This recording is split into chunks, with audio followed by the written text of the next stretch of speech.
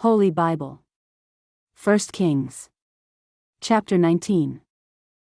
The first book of Kings. Commonly called the third book of the Kings. Jezebel seeks the life of Elijah. An angel sends him to Horeb. The Lord speaks to Elijah, not in the wind or the earthquake nor the fire, but in a still, small voice. Elisha joins Elijah. Chapter 19. And Ahab told Jezebel all that Elijah had done, and withal how he had slain all the prophets with the sword. Then Jezebel sent a messenger unto Elijah, saying, So let the gods do to me, and more also, if I make not thy life as the life of one of them by tomorrow about this time. And when he saw that, he arose, and went for his life, and came to Beersheba, which belongeth to Judah, and left his servant there.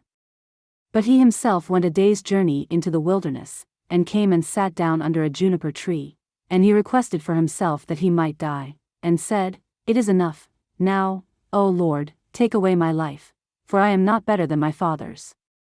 And as he lay and slept under a juniper tree, behold, then an angel touched him, and said unto him, Arise and eat. And he looked, and, behold, there was a cake baken on the coals, and a cruse of water at his head. And he did eat and drink, and laid him down again.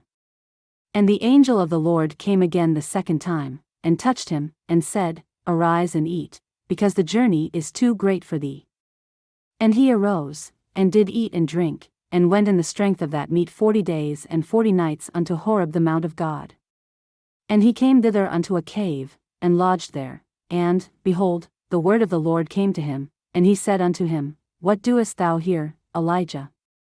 And he said, I have been very jealous for the Lord God of hosts, for the children of Israel have forsaken thy covenant, thrown down thine altars, and slain thy prophets with the sword, and I, even I only, am left, and they seek my life, to take it away.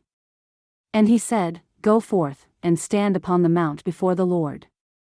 And, behold, the Lord passed by, and a great and strong wind rent the mountains, and brake in pieces the rocks before the Lord, but the Lord was not in the wind.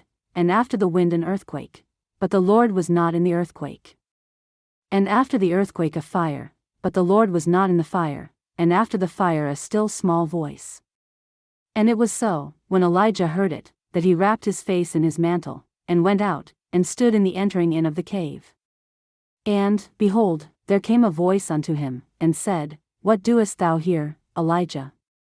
And he said, I have been very jealous for the Lord God of hosts, because the children of Israel have forsaken thy covenant, thrown down thine altars, and slain thy prophets with the sword, and I, even I only, am left, and they seek my life, to take it away. And the Lord said unto him, Go, return on thy way to the wilderness of Damascus, and when thou comest, anoint Hazael to be king over Syria.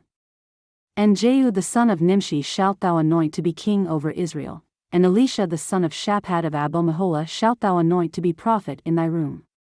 And it shall come to pass, that him that escapeth the sword of Hazael shall Jehu slay, and him that escapeth from the sword of Jehu shall Elisha slay. Yet I have left me 7,000 in Israel, all the knees which have not bowed unto Baal, and every mouth which hath not kissed him.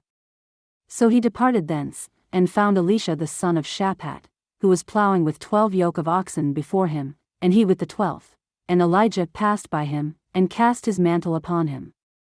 And he left the oxen, and ran after Elijah, and said, Let me, I pray thee, kiss my father and my mother, and then I will follow thee. And he said unto him, Go back again, for what have I done to thee?